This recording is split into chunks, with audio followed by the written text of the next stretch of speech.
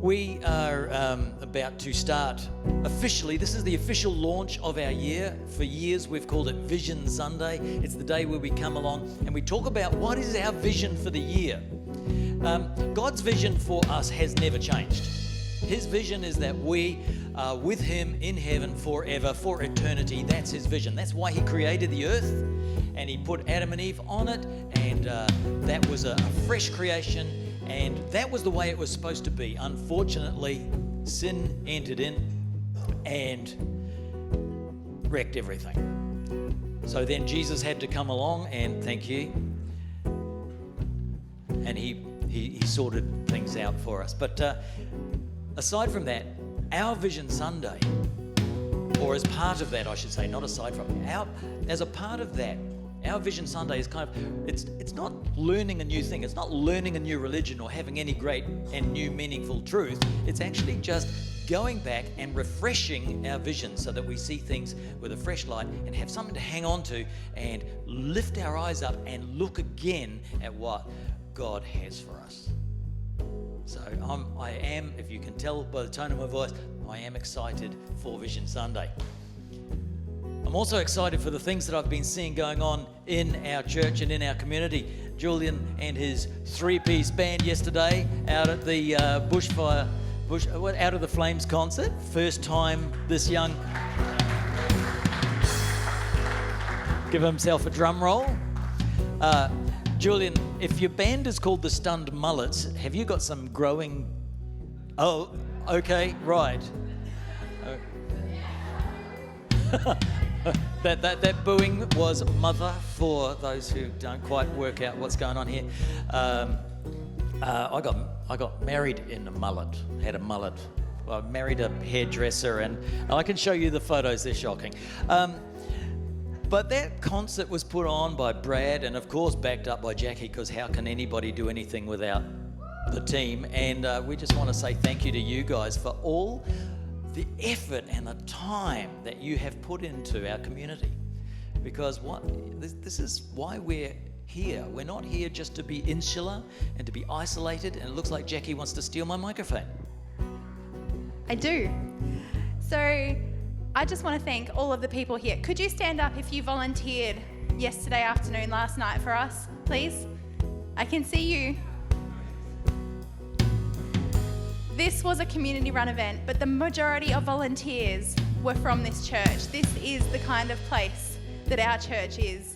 You give freely, you love fully, and it makes a difference in our community. So thank you.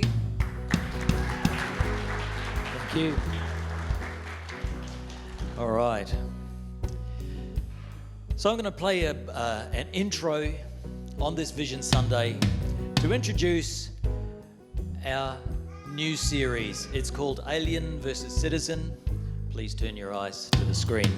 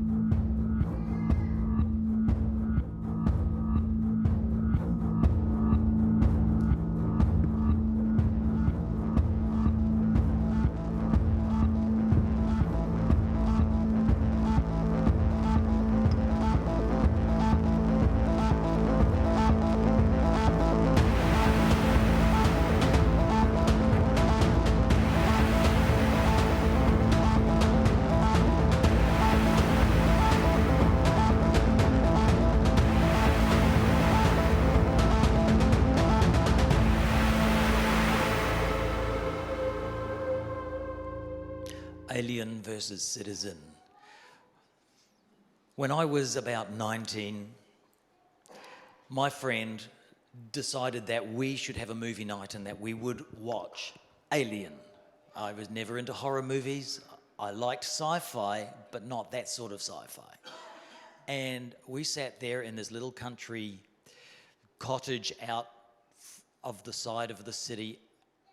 It was very, very dark outside, and watched a movie that is very, very dark inside, and I was scared out of my wits from this movie that basically had these horrible creatures that, well, I have to give you a short summary of this movie because probably many of you haven't watched it. This is going back more than 30 years. And only if you're a sci-fi buff would you actually go back and watch some of these things. But the movie basically goes like this. Some citizens of Earth go and find, this is from memory, I'm saying this a long time ago because, and if I get it wrong, well, forgive me, I've never gone back to watch it again because it's horrible. Find a spaceship which has been abandoned. And they go into this spaceship, and as they're going through, all the power's out, it's all very dark. Something happens, they get attacked, like these eggs get cracked open and something gets attacked, and somebody gets like an octopus cum scorpion type thing slapped onto his face. And they can't get it off without killing the person, and what has happened is that there's a tube going down on the inside of the person, and that's planting an egg inside their stomach or body. It's just like things of the horror genre, right? And eventually this thing falls off, and the person comes back to normal, and it's like they're okay. But something's growing inside, and then eventually it rips out, and then all of a sudden that person's dead, and there's this alien animal, vicious-looking thing running around the ship, and what's more, there's hundreds of other eggs around, and it just gets worse and worse and worse. It was just really bad. Just don't go there.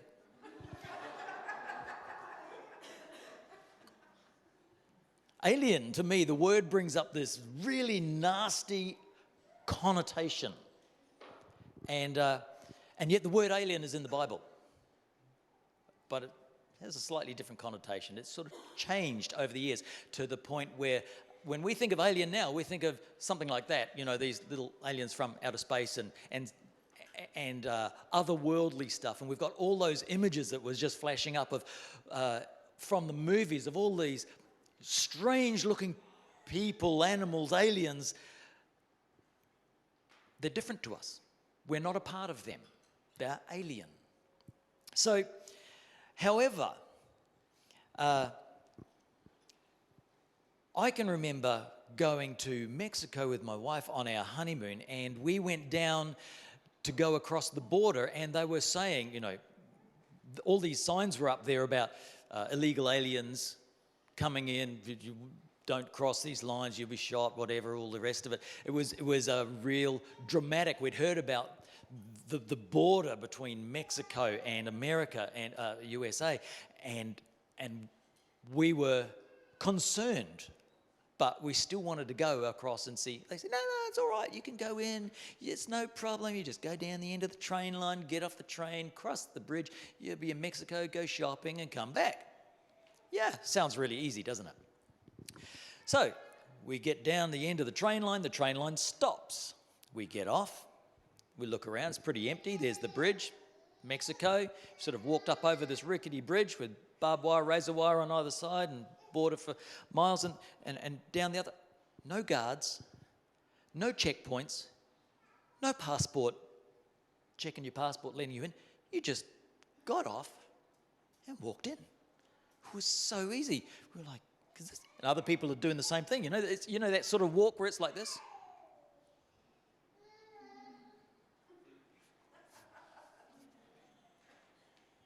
That sort of walk. That's how we all, like 5 or 6 of us all did that across the bridge. Went into Mexico. Done. So easy. Went shopping, came out, decided we're going to come back out. There's the exit. Queues for miles. Queues, cars, police, like security guards, guns, walking around with guns and machine guns and mirrors and bomb squad and chicken tire pulling off hubcaps. The queues for the cars were just way out of sight, and the queues going through all these buildings, and we're standing in these queues, and then all of a sudden you see people come out and security guards grab somebody who's fighting and take them off into a side room, and hope that doesn't happen to us. Well, it kind of did. We got to the end of the line and we got, where's your I-94? Little green ticket. Where's your I-94? I don't have an I-94. What's an I-94? It's the ticket that you were given to put in your passport when you came into the States last week. Where is it? It's back in the car in the glove compartment on the other side. Well, it was a very traumatic moment, and you may have guessed that because I remember I-94 to this day. And they were looking at the stamps with a magnifying glass, and after about half an hour, they go, well, it seemed like half an hour. All right, don't do it again, go through. So we went through. That was the closest I've ever felt to being an alien. I was an alien in a foreign country, and a few years later we went over there with our kids, and we said, maybe we should go back to Mexico. And then everybody who around the community beforehand had been saying, yeah, you're fine, go down to Mexico, it's no problem, you get in, you get out. This time they go, no, don't go down there because your kids won't get back out. What? No, I wouldn't go down there because it's got really tough, and they will hold you up because the kids are supposed to be in school, so they'll be locked up.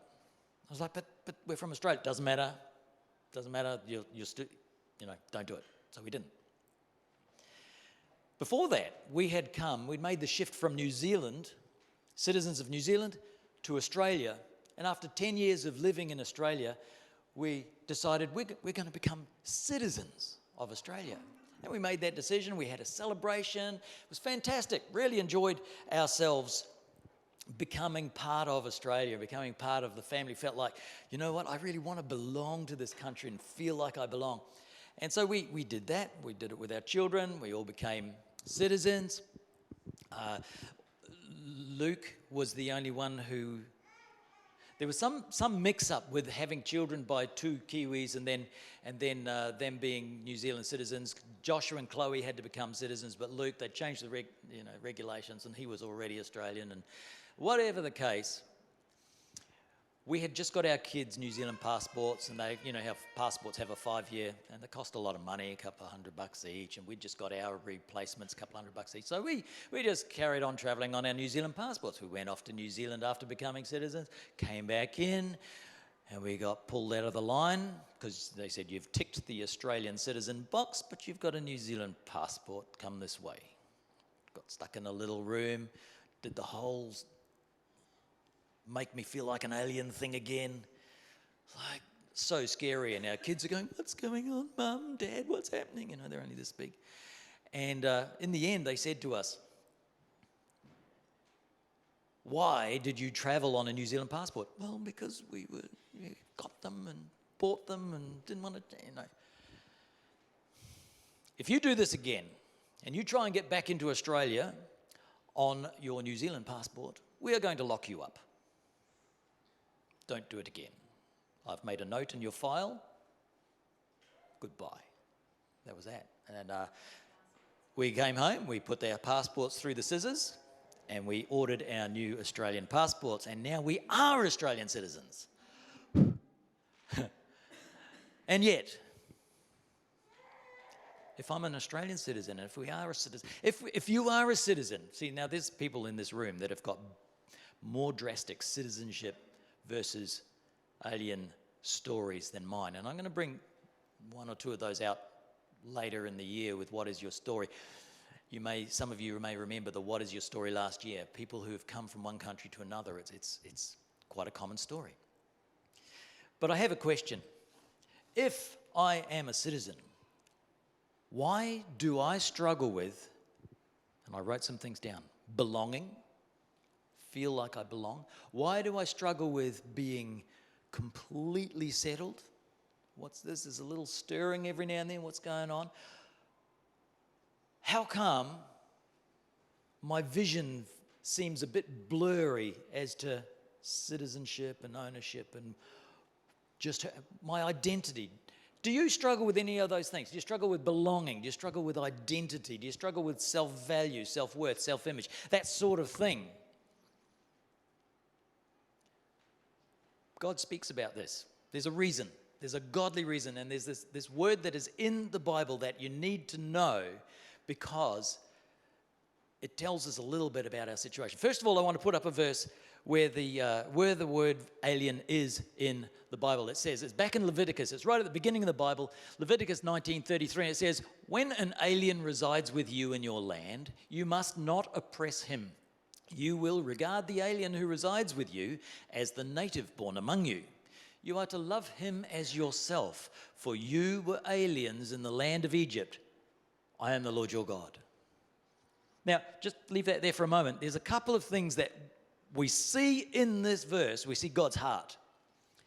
First of all, when an alien resides among you. So first of all, he's saying to his people, you guys, you're not aliens, you're citizens.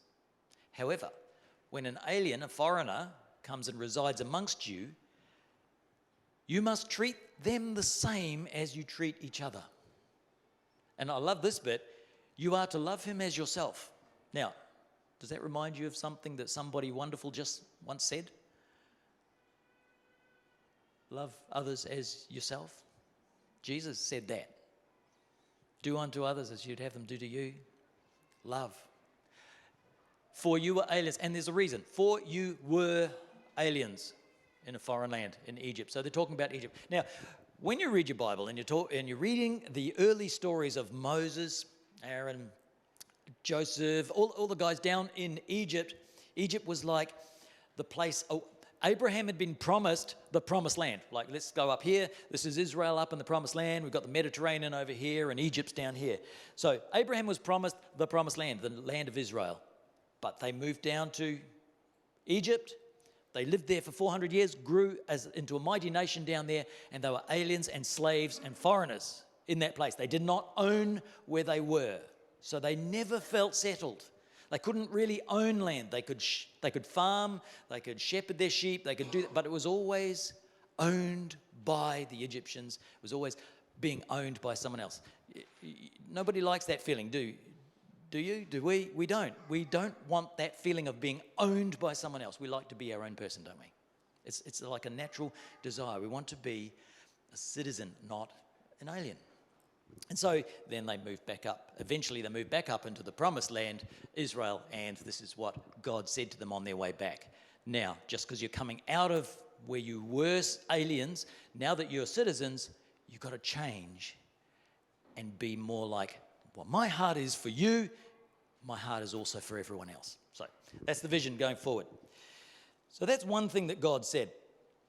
But the promise of home and citizenship comes from Jesus. Jesus, I've got a question for you. Is Jesus an alien? I've heard people say that, and having a couple of conversations with, I will be, with a young lady who has joined Scientology, and I'm very interested in that. And that religion comes out of, from what I understand, I could be wrong, a guy who wrote science fiction. And Ron L. Hubbard, I believe that's the case. But anyway, I've seen some of her posts, and she's a friend of Chloe's at school, and I've dropped them off to school many times and had them around. And so I thought, I'll just have a chat, because I'd like to find out a little bit more.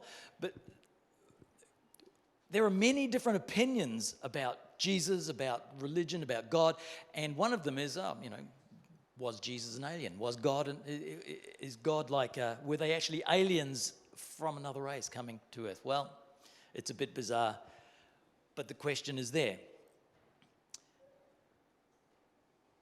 So we struggle with these things: equality, justice, rights, life, but Jesus is the great alien. So, Jesus was the creator of the world. He created the world. He created the earth that we're supposed to live in. He put Adam and Eve in there. And then he walked with them in the garden. And then Adam and Eve sinned, and there's that portion where God kicks them out of the garden. Something is lost. And so they are put out so that they don't live forever and so that they don't continue on in sin forever and ever. Something's lost from their lives, their world.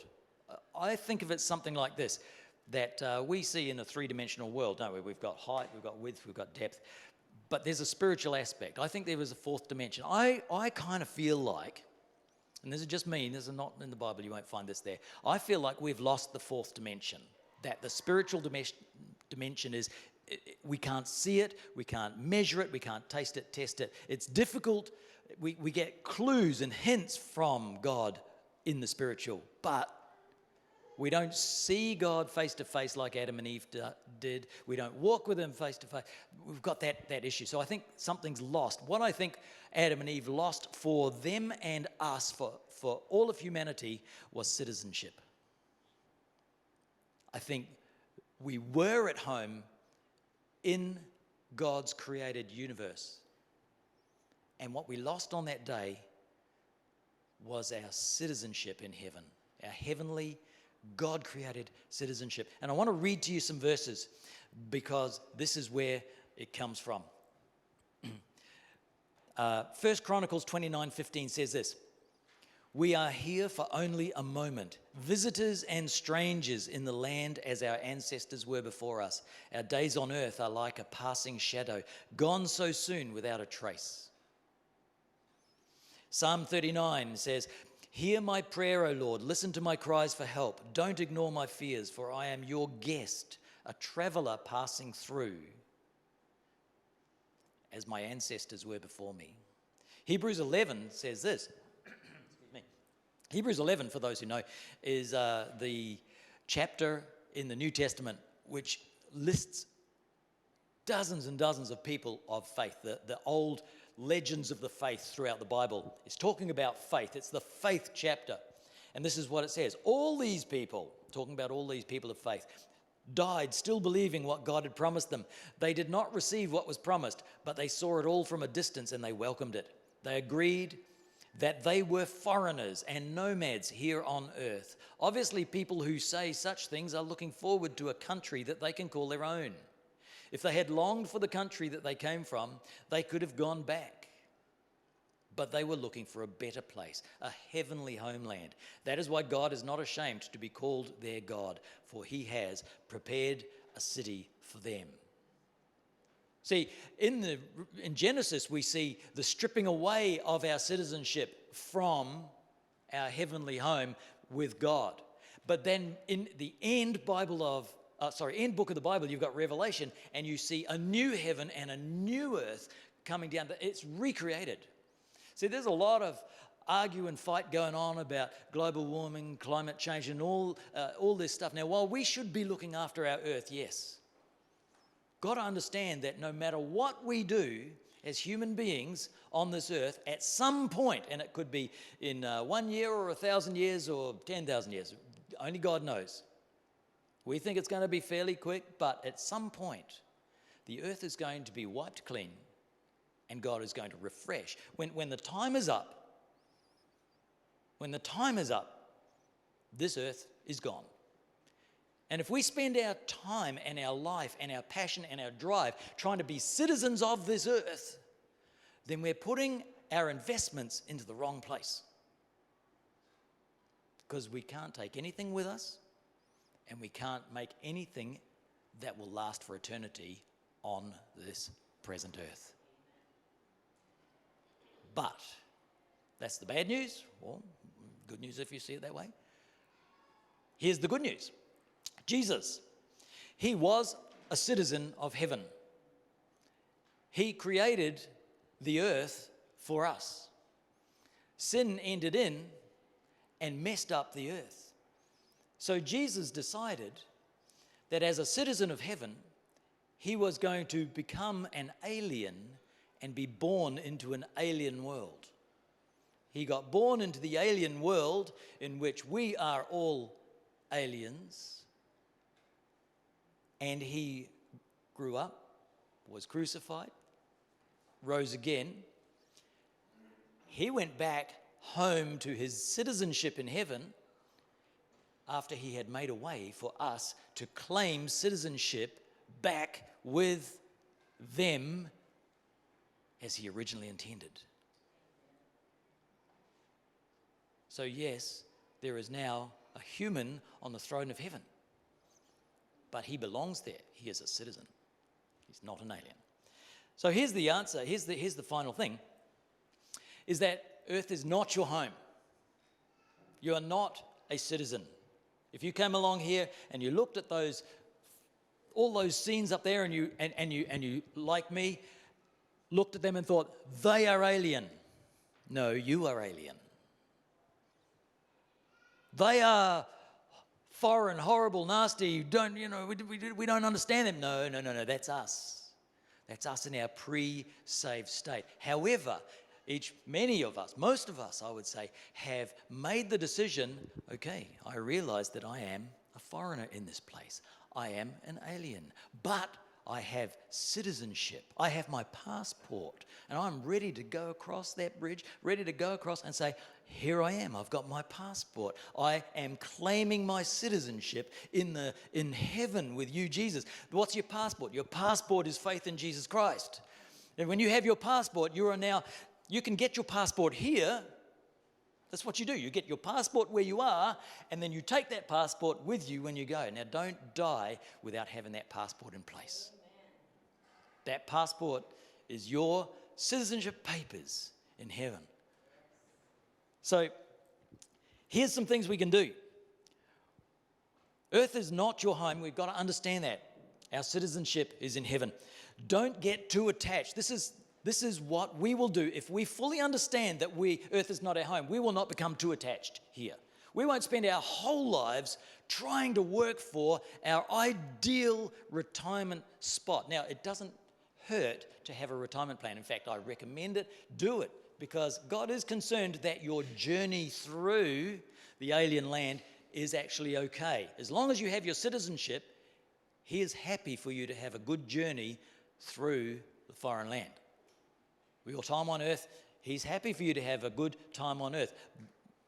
Why? So that you're not spending all your time worrying about yourself and trying to scrabble around and make yourself get through okay, because we've got a job to do while we're here. What is it? It's to, as we read before, it's to love the aliens amongst us.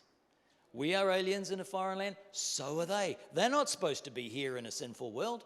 They're supposed to be, like you and I, they're supposed to be in God's family, in God's kingdom.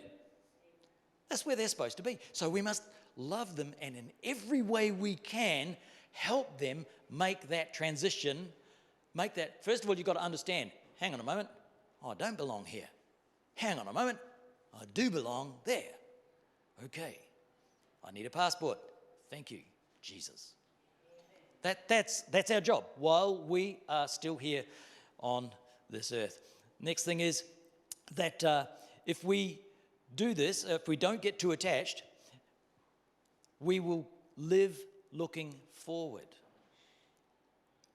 The less attached we are to those things that take up all our time, the more we will be able to look way forward into the future.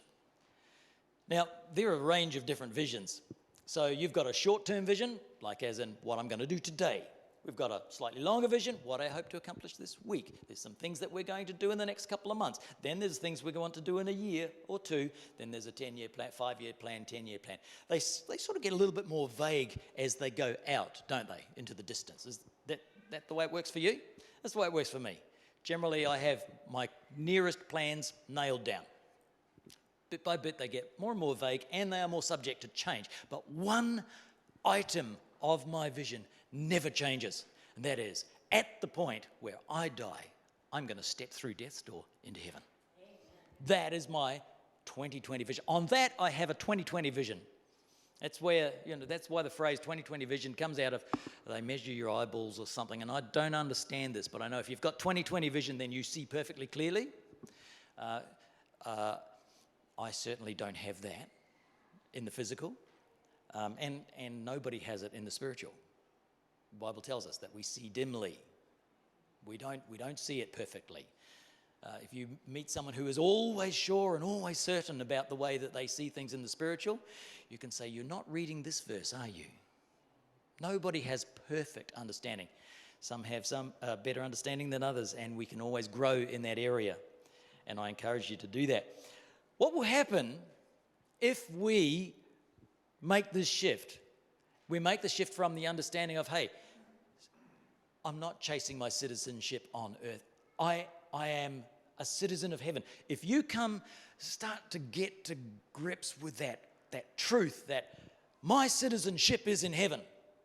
Earth is not my home. My home is heaven. You know what you'll start to do?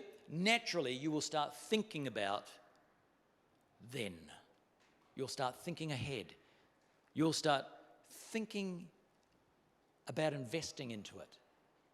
Because when we end up in heaven, we are told that God is going to welcome us into heavenly dwellings. Jesus said, I go to prepare a place for you, for in my Father's house there are many rooms. And when we get there, Jesus is going to say, welcome home. It'll be our homecoming. We will be, some days, some weeks, some periods of time in my life, I feel like, oh, that sounds good. I just need a rest. This is tough going. And having that vision in place, having that assuredness that you are going to go home in the end, makes you get up the next morning and go, well, okay, one day I'll be home and I can rest. Today I got to go to work. Today I got to go do this, got to do this. I can face it. I can do this. In the end, it's not going to impact my eternity. My eternity is set. That's our, and when we get there, we'll have great rewards too. Welcome, good and faithful servant, come into your eternal dwellings. And what's more, here's some rewards for you for the things that you did while you were on earth. Oh, I don't remember feeding the hungry. I don't remember doing that to you, Jesus. When were you lame and blind? And when did we give you this stuff? And he says, oh, when you did it to the least of my brethren, you did it to me. Oh, okay, and here's your rewards. Oh, that's pretty cool too. I don't know what the rewards are going to be, but Jesus says it's worth it. Amen. Can you trust Jesus? I think so. If there's anyone you can trust, it's the guy who says, okay, so they're going to murder me. I'm going to be dead. I'm going to be dead for 3 days, and then God's going to raise me to life again. Then I'm going to come out and see you all, and then I'm going to go up to heaven, and you're going to see it happen. Oh, okay, yes, there it is. He's been murdered. Okay, he's dead. He's in the tomb 3 days. Okay, now he's risen again. He's been seen. Okay, there he goes. I'm with the guy who said that. He predicted his own death, resurrection, and heading off to heaven. I believe in that guy. And as I was thinking about how do I discuss this aspect of my world with other religions, and they say, oh no, this is what it means to be spiritual. You do this, and if you think on this way, and you achieve enlightenment or a new plane or whatever.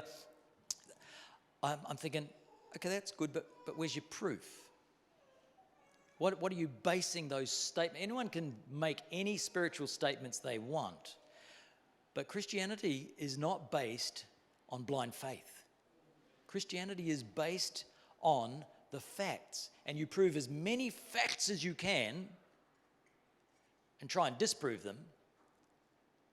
And then the things that you cannot prove and cannot measure, you have to take, if everything else checks out, then you have to go like, well, the clues point out that this is right. And this is what has happened to many people who have started out going like, these Christians, these aliens, they're just, on another planet. I'm going to go and prove. I'm a high-thinking lawyer, a high-thinking atheist. I'm going to go and prove that Christianity is false. And you have people who've done that along with the name of C.S. Lewis is one who became he eventually got saved. In the end, he turned up and he says, the claims of Jesus I can't dispute. He's either completely crazy, a lunatic, or he is who he says he is. There's nowhere in between. You can't just say he's a good man. You can't just say he did live. People who say Jesus didn't live, well, that's easily proved. Lee Strobel is a more recent one. He was an investigative journalist in the States somewhere. And he got stuck into disproving. He's like, I am so sick of Christians. Them and their blind faith. Why do they think this way? It's all fairy tales. I'm going to go in and prove it. And everything that he delved into, and he traveled around the world. He was an investigative journalist with a huge budget. He traveled around the world going to the high-ranking theologians, the scholars of the Bible, so that he could disprove each one. And in his conversations, after a number of these meetings, a number of these visits, he ended up falling on his knees and saying, I'm sorry, God, here I am.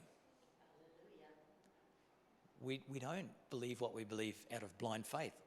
What I've said today about being aliens and citizens is absolutely true, based on the proof of thousands and millions of lives and everything that we can know. You can know God. You can know God. You can learn to know God. I'm speaking to those online now. Don't ever quit. The Bible tells us that if we seek Him, we will find Him. So keep seeking. That's my encouragement. If you're looking, keep seeking. So what will happen? The outflow of this will be, we will start to see kindness spread amongst us. We'll start to see community flourish amongst us. A bit like what we saw yesterday, community and helpers out town. I encourage you to get involved in your local groups, your sports groups, whatever groups you're in. I purchased a volunteer fire brigade shirt yesterday at the concert last night, $35, and Elise told me that therefore I was now a volunteer in the fire and rescue. But I don't think that's the case. I think you have to do more than just purchase a t-shirt. So kindness will start to flourish amongst us, and it'll flow. Kindness and compassion will flow. It's a natural outflowing of realizing, hey, we're all in the same boat here. We're all aliens. We're all on a journey. None of us are going to get off this earth alive. Second thing is we have equality. We'll see that we're not better than other people. There's this whole inequality thing amongst countries and nations. The rich nations want to keep the poorer nations out. Why? Because the rich people are more valuable than the poor people. That's not true, is it? But that's the way and I'm not saying I'm excused from this. That's the way we just sort of naturally fall into that understanding, that there's a different value upon the wealthy and the poor, or this nation and that nation. It's not true. God values every human being alike, and it doesn't have to do with age either. The older you get, it doesn't mean the kids are any less valuable. Their souls are worth just as much as ours. So, equality, saved or not.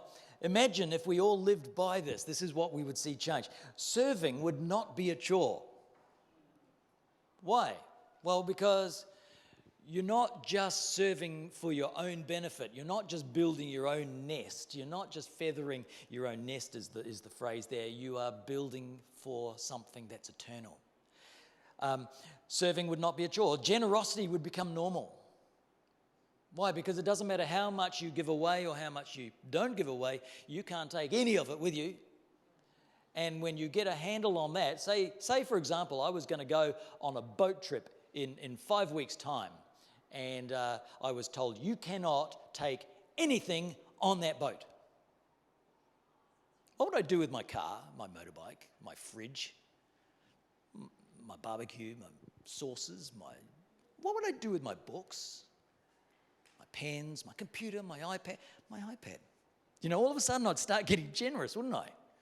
I might start selling it, but then I was like, hey, what are you doing that for? You can't take your money either. Oh, well, okay, I start giving that away too.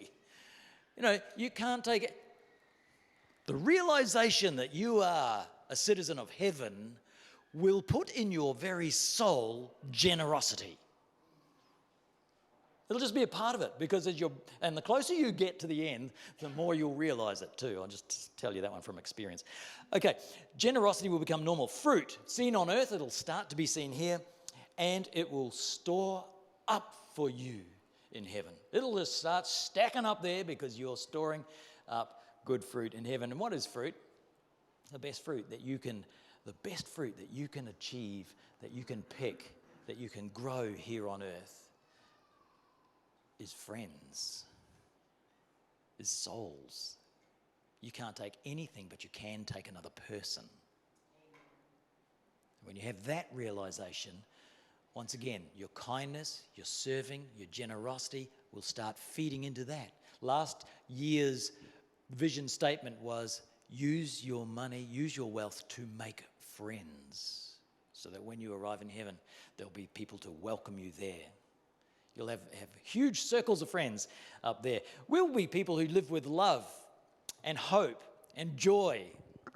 It'll just start oozing out of us. I'm excited for this year because I can see that as we get a hold of this fact that earth is not my home, and we become future-focused, future-centered, Jesus-centered, because that's where Jesus is. Isn't it fascinating to think that as we shift our vision, our heart changes? As we shift our vision from here and now and up into the future and up into our heavenly home, into our citizenship in heaven, we become more kind, we become more active, we become more peaceful because we're not worried. You can do anything you like. Nothing's going to separate me from God. Nothing's going to separate me from God's love. He still loves me. That's why many people have gone to their deaths because of Jesus. Stepping through death's door. I'm not saying it's easy, but it makes it possible because your life here on earth is not the end of everything. I just want to pray with you for a moment. Just stay seated because I've got something else to show you as part of our Vision Sunday. Heavenly Father, as we just come to the end of this service today, I just thank you for a vision and a hope that is centered on our citizenship in heaven, purchased for us by Jesus Christ, the first and true citizen of heaven. Lord God, may this truth become more and more real to us throughout 2020 as we seek to serve you and seek to see those around us join in on the hope that we have. Lord, we just thank you in advance for the growth and the blessing that we see being poured out upon this place in 2020. In Jesus' name we pray. Amen. In a moment, we'll close, but we've got another song, but I just want to show you part of our vision that's been ongoing and give you an update on our playground. So we have this playground that we're designing to build out there. We finalised the designs halfway through this year, and this is what we have. Next, please.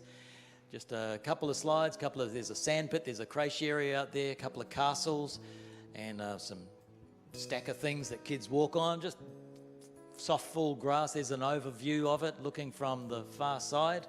Yeah, so toddler pit down this end on the sand, slides, deck, more grass. There we go, another view. So this is what we've got planned. Now, that we'll have the prices up. That is going to cost us, a playground we've got a quote, got a email this week saying, how are you going with that? You still want us to hang on to that quote? Yes, please. We're almost there. $191,000 it's going to cost us. Installation is around about 50, which comes out around about $250,000. We have the ability to draw that down off our loan because we paid out our previous loan so fast, which is so amazing. And I was just reflecting yesterday. We did that. We paid our loan down in 5 years of bust time. Where everyone else was downsizing, we took the opportunity as a church. You took the opportunity to pay into our loan, and over the low point of our time in Port Hedland, we paid it off. Now we have the room. So repayments on this playground are going to cost approximately $2,183 monthly, and which is approximately $507 weekly. In July, or June was it, we had, next slide, in June 2019, we had $150 coming in per week. That's the equivalent of 3 people giving $50 a week. A month later, we had,